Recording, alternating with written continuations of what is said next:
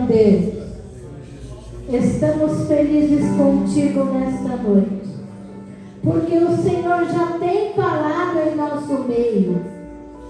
O Senhor tem usado várias pessoas aqui, e o Senhor tem falado, e nós temos sentido a tua presença.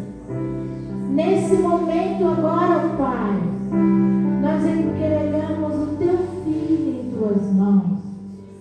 Que ele seja o seu porta-voz, Senhor. Que o Senhor o use conforme a tua vontade. Porque nós precisamos ouvir a tua voz. Nós dependemos de ouvir a tua voz nessa noite. Querido Deus, é o que nós te pedimos. E desde já te agradecemos, no nome do teu amado Filho Jesus, que vive e que reina para sempre. Amém. Me ajudem aqui, irmãos. Bendito é aquele que vem em nome do Senhor dos Exércitos. Glória a Deus. Isso, aplausos a Deus. Toda a honra e toda a glória. Mais uma vez, cumprimentar a todos com a paz do Senhor Jesus. Aproveitar que você já está de pé, agradecer a Deus pela sua presença hoje aqui. Quero convidar você que trouxe a sua Bíblia para abrir no livro de Salmos, Provérbios, capítulo de número 24, e versículo de número 10. Amém? Você pode repetir comigo?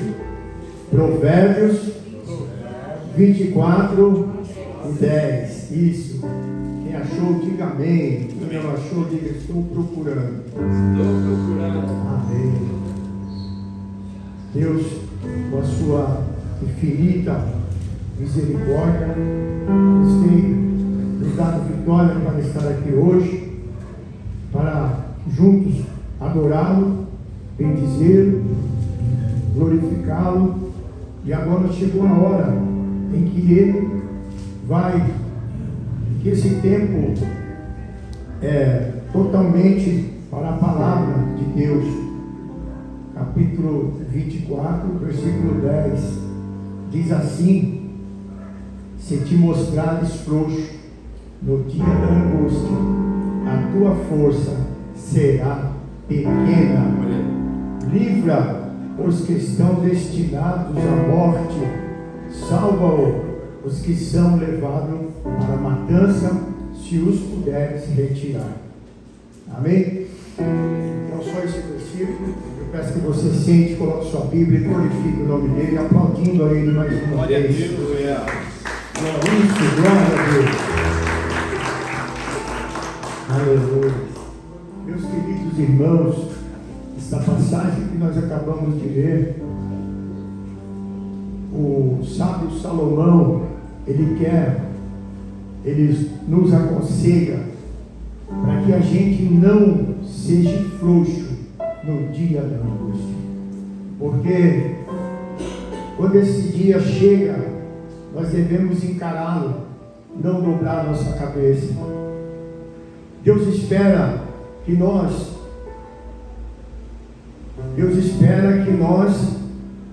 não dê desculpa para ir atrás daqueles que precisam da nossa ajuda. Foi o que nós lemos.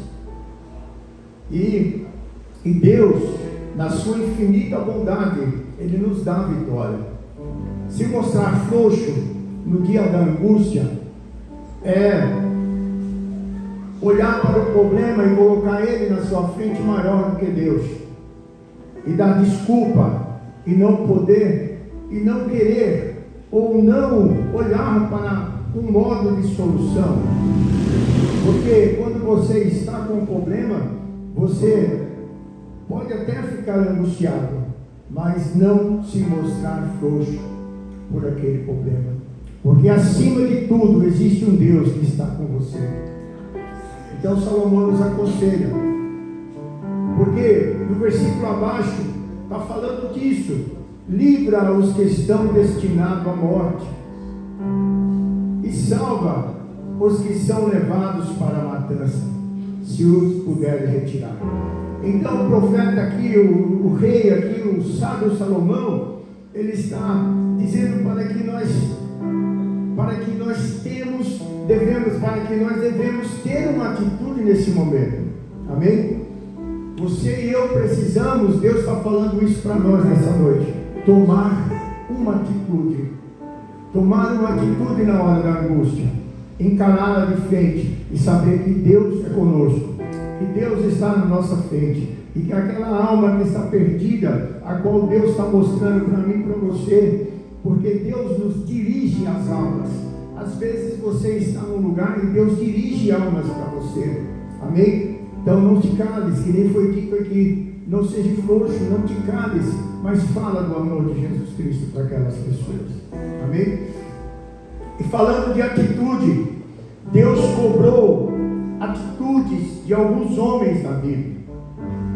E nós vemos o caso de Moisés, que Deus o comissionou, deu uma missão para ele, tirar o povo do Egito. E Deus, quando nos dá missão para cumprir, Ele é aquele que vai na nossa frente cooperando com nós. Então, o seu dom, o seu chamado, eu e você temos um chamado, temos uma missão. E qual é essa missão? Ide por todo o mundo, pregai o Evangelho a toda criatura. Quem crer e for batizado será salvo. Então Jesus nos chamou para falar do amor de Cristo.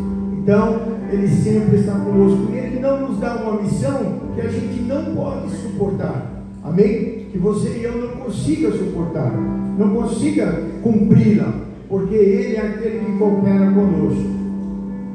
E Moisés, então, recebendo aquela missão, no começo, ele começou a colocar algumas desculpas. Eu sou pesado de língua, eu não consigo falar, como que eu vou lá? Até que Deus, então, enviou o seu irmão Arão para ir com ele. E chegou lá com muita excelência. Ele, crendo na palavra de Deus, encarou o rei frente a frente e disse: deixa este povo ir. Deus está mandando para que você deve libertar esse povo. Mas quem é esse Deus? Porque eles tinham os deuses deles, eles não acreditavam naquele Deus, e duvidou. E Moisés, então usado por Deus, permaneceu firme no seu propósito. Agora Moisés, todos conhecem a história. Moisés agora está no deserto e fugindo de Faraó, porque ele acabou deixando o povo ir, mas se arrependeu. Ele falou: o que eu fiz? Por que eu deixei esse povo ir? E pegou seus cavalos e cavaleiros e começaram a ir atrás de Moisés. E Moisés naquela areia escaldante. Mas para o povo de Israel existia uma sombra, que era uma nuvem que Deus proporcionou. Era a sombra do Onipotente guiando aquele povo no deserto, para refrescar, para dar refresco à sua vida naquele lugar, num lugar de angústia, de sol escaldante. E à noite, para poupar Israel do frio, uma coluna de fogo ia diante deles e servia como luz para que eles pudessem caminhar de noite sem tropeçar nos seus pés. Louvado seja o nome do Senhor. E quando Moisés chegou agora ali no deserto e eles olharam para trás, ele estava no Pin-Hairote, um lugar onde que não havia saída. Era um beco sem saída, de um lado montanha, do outro montanha, e atrás o Mar Vermelho, e na frente Faraó, vindo com muita fúria para levar aquele povo, aleluia, ao Egito novamente. E Moisés então, o que ele faz? Quando ele viu ali o Mar Vermelho, todos pararam, e Moisés então falou: é agora, vou clamar. E quando ele começou a clamar, Deus disse: Moisés, por que clamas a mim? Diga aos filhos de Israel que marchem. Toma uma atitude agora. Não é hora para você clamar, mas para você crer. Diga aos filhos de Israel que marchem. Louvado seja o nome do Senhor. Mas ele talvez disse para Deus: Senhor, existe um grande mar na minha frente. E ele disse: estende o teu bordão, estende o teu cajado e fere o mar, e ele vai se abrir, e os filhos de Israel vão passar no Louvado seja o nome do Senhor. Deus cobrou uma atitude de Moisés. Porque muitas vezes Deus está cobrando uma atitude sua. Eu digo com certeza, Deus está cobrando uma atitude nossa. Devemos descobrir qual é essa atitude. Devemos descobrir o que atitude devemos tomar.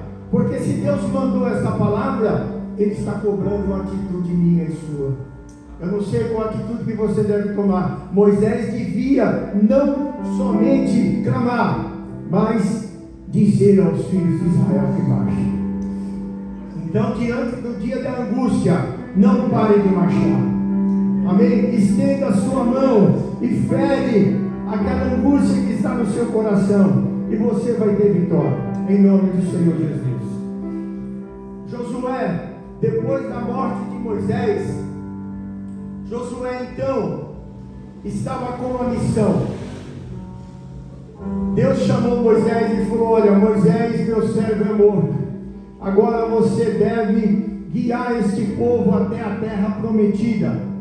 Eu sou contigo, não temas. Por onde quer que você andar, onde você pisar a planta, onde você pisar a planta dos seus pés, eu darei aos filhos de Israel essa terra. Josué recebeu essa missão e recebeu esse ânimo dessa palavra. E o que ele fez? Começou a caminhar. E chegou no Jordão ali. O Jordão também se abriu para que ele passasse com os filhos de Israel. Agora está ali na terra prometida. Conseguiram entrar na terra prometida. Mas alguém cometeu um erro muito grande, desobedecendo a palavra de Deus, que disse que não era para pegar nada anátema. E agora Israel teve que virar as costas para os inimigos e sair correndo. E Josué está prostrado com seu rosto sobre a terra. E Deus fala para ele: por que você está prostrado com o teu rosto sobre a terra? Levanta o teu rosto, você é o líder. E Josué então tomou uma atitude, reuniu o povo, e entre eles descobriram o anátema, o nome Acã, que tinha desobedecido a palavra do líder Josué, porque ele tinha recebido aquela palavra de Deus. E a casa de Acã, todos ali desceram à sepultura, porque não creram. Eles cobiçaram uma coisa que não era para cobiçar. Deus disse que não podia pegar nada, porque tudo seria maldito. E ele pegou uma cunha de ouro, pegou também uma capa babilônica muito cara, muito fina, e guardou, levou para a sua casa, e cavou um buraco ali na sua tenda, e cobriu, e guardou. Mas os olhos do Senhor vêem todas as coisas. Louvado seja o nome do Senhor. E então ele confessou, porque não podia negar diante de Deus. Josué saiu falando: dá glória a Deus, dá glória a Deus. Acã não conseguiu dar glória a Deus, porque mentiu, porque roubou, porque enganou. Louvado seja o nome do Senhor. E então Israel agora estava livre do anátema. Então Deus cobra a atitude minha e sua. Louvado seja o nome do Senhor. Débora despertou Baraque. Nós estamos contigo, Baraque. Vai nessa força. O povo está com você.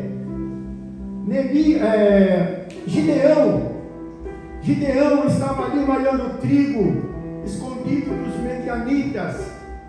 Não é isso? Dos filisteus.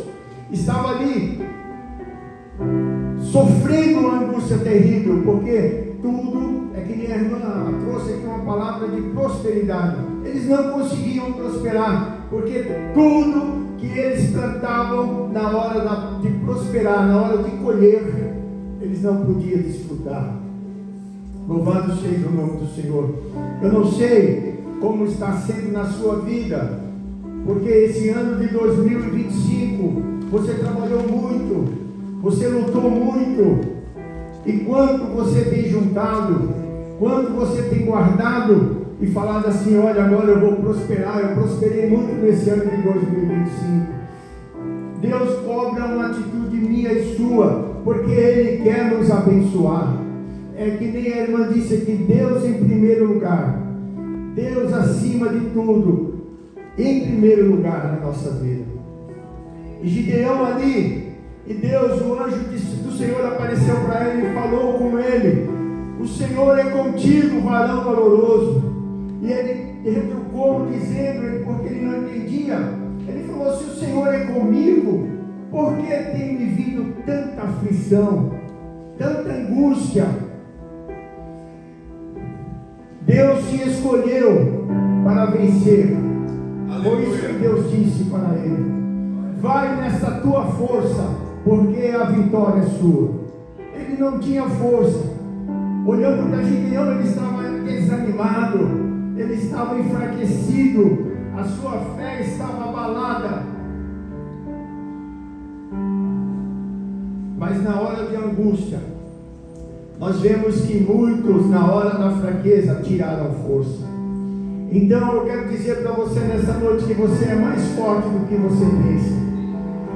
Eu quero dizer nessa noite para você que você tem mais fé do que você pensa. Eu quero dizer nessa noite que você é mais rico do que você pensa. Porque você é filho do dono do ouro e do dono da prata. E Ele não vai deixar faltar nada para você. Louvado seja o nome do Senhor. Elias estava ali, desanimado, que nem foi citado também, e está dentro daquilo que eu iria falar. Elias estava deitado, e Deus enviou um anjo e disse: levanta, Elias, eu trago aqui pão, levanta e come, porque longa é a tua caminhada. Amém? Elias levantou, e por a comida que ele comeu, ele andou 40 dias e 40 noites. Mas ele estava angustiado, e na sua depressão e melancolia, Elias então quis se prostrar novamente dentro de uma caverna. Mas Deus o animou, ainda porque ainda ele não tinha cumprido a missão dele que Deus deu aqui na terra. Louvado seja o nome do Senhor. Nós estamos chegando ao final, mas eu também gostaria de falar de Neemias. Neemias estava ali escravizado, servindo ao rei, e ele era copeiro-mor, copeiro-chefe. A sua função era tudo que o rei fosse comer, ele teria que experimentar primeiro. E ele era o superintendente, o comandante ali da copa. Mas o seu irmão foi visitá-lo e contou para ele. Ele perguntou: como é que está Jerusalém? Porque alguns não foram escravos, ficaram lá. E falou: olha, Jerusalém está mal. Por quê? Seus muros estão derrubados, as suas portas estão queimadas, só tem cinzas. O povo está vivendo numa miséria, numa angústia muito grande. Aleluia. E Neemias tomou uma atitude. Ele deixou o conforto daquele emprego, porque servia ao rei. Ele também passava por momentos bons ali, mas quando ele ouviu falar que o povo estava daquele jeito, o seu coração ferveu, e ele tomou coragem, orou a Deus e foi falar com o rei, para que desse uma oportunidade, para que ele fosse ali em Jerusalém, consertar os muros, consertar as portas de Jerusalém. Louvado seja o nome do Senhor. E o rei assim o concedeu, porque era a vontade de Deus, e ele era chamado para essa missão. Louvado seja o nome do Senhor. Então Neemias seguiu adiante, mas tinha os opressores, aqueles que eram contra arrumar Jerusalém, a reconstruir Jerusalém. Eles se juntaram e quiseram lutar contra Neemias. Jerusalém estava destruída, Jerusalém estava com as portas queimadas, como já dissemos. Jerusalém estava com os muros arriados, derrubados, quebrados, o povo vivendo em miséria, e ninguém nada fez. Ninguém fez nada por Jerusalém. O povo daquele lugar ali não se preocupou. Eles se conformaram com aquela situação. Eles se conformaram de ver aquela situação. A angústia, a tristeza tomou conta deles. E eles se entregaram, se mostraram frouxos. Lavaram suas mãos. O que eu vou fazer?